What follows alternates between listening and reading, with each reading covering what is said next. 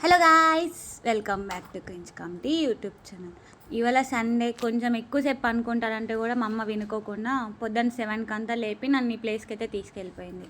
సరే లేపింది కదా అని కొంచెం ఫ్రెష్ అయ్యి ఇక్కడికి వచ్చి చూస్తే వీళ్ళు ఏం చేస్తున్నారా అని చూస్తే వీళ్ళు యోగా డే అని చెప్పి మన మోడీ తాత చెప్పాడని వీళ్ళు ఫాలో అయ్యి యోగా అయితే చేస్తున్నారు. ఇక్కడ మాకు లేడీస్కి ట్రైన్ చేయడానికి ఈవిడైతే వచ్చింది. ఈవిడైతే యోగా ప్రాముఖ్యత గురించి అయితే చెప్తుంది. అలాగే కొన్ని ఆసనాలు ఎలా వేయాలి ఏంటి అని ఫస్ట్ ఆవిడ ట్రైల్ వేసి తర్వాత మాకైతే చెప్తుంది ఎలా వేయాలని. సో చాలామంది లేడీస్ అయితే వచ్చారు ఈరోజు ఈ యోగా డేలో అయితే పార్టిసిపేట్ చేశారు. మేమైతే ఈ యోగాని ఒక 2 అవర్స్ అయితే చేసాము. నేను కొంచెం లేట్గా వెళ్ళాను, సో నేనైతే ఎక్కువ చేయలేదు. ఇదైతే ఎందుకు అందరు పనుకున్నారని నవ్వుకోకండి, ఇది శవాసనం అంట. ఈ శవాసనం అయితే వేసాము. ఇది వేసి వాళ్ళైతే మాకు చెప్తున్నారు ఎలా బాడీని కంట్రోల్లో పెట్టుకోవాలి, మనం మైండ్ని కూడా కంట్రోల్లో పెట్టుకోవడానికి వీళ్ళు చెప్పే ఆసనాలు అయితే చాలా బాగా యూజ్ అవుతాయి.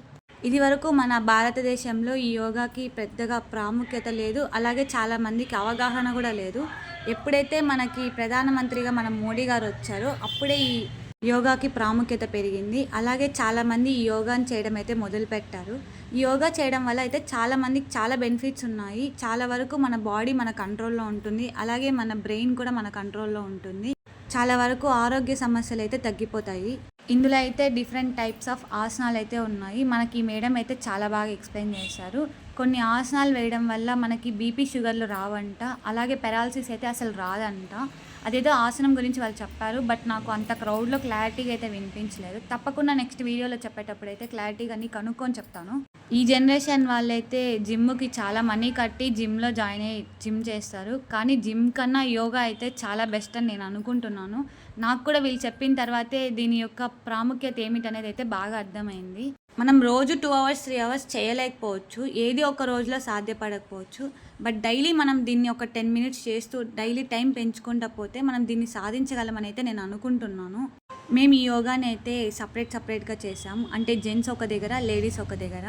జెంట్స్కి అయితే శేఖర్ మాస్టర్ అని ఒక ఆయన వచ్చి చేపించారు, లేడీస్కి అయితే ఈవిడ గారు చేపించారు. వీళ్ళకైతే ఈ యోగాలో 17 ఇయర్స్ ఎక్స్పీరియన్స్ ఉందంట. ఒక్కొక్క ఆసనం గురించి వీళ్ళు ఎక్స్ప్లెయిన్ చేస్తూ దాని ఇంపార్టెన్స్ చెప్తూ దానివల్ల వచ్చే బెనిఫిట్స్ని చెప్తూ ఎలా వేయాలనేది కూడా చెప్తూ వీళ్ళైతే చాలా బాగా ఎక్స్ప్లెయిన్ చేయించారు. అందరితో చేయించారు. దీంట్లో అయితే చిన్నపిల్లలు కూడా చాలా యాక్టివ్గా పార్టిసిపేట్ చేశారు. నాకైతే ఈరోజు ఇది బాగా నచ్చింది. ఎప్పుడు యోగా చేయను, నేను కూడా ఇవాళ చేశానంటే మీరే ఆలోచించండి. కింద కూర్చొని చేయలేని వాళ్ళు కుర్చీలో అయితే కూర్చొని చేయొచ్చు. నేను కూడా మొదటిసారి అయితే ఈ యోగా క్లాస్కి అయితే వచ్చాను. ఈ యోగా క్లాస్ని మా ఆర్యవైశ్య సంఘం అధ్యక్షుడైన శ్రీ పెండాలి విజయ్ కుమార్ గారు వారి ఆధ్వర్యంలో నిర్వహించడం జరిగింది. వారు తమ సొంత ఖర్చులతో ఈ యోగానైతే ఈరోజు ఏర్పాటు చేశారు. యోగా క్లాస్ తదనంతరం వారి సొంత ఖర్చులతో అయితే అందరికీ అల్పాహారాన్ని అయితే ఏర్పాటు చేశారు. మీరు ఇవాళ ఏ ఆసనం వేశారో కమెంట్ చేసేయండి.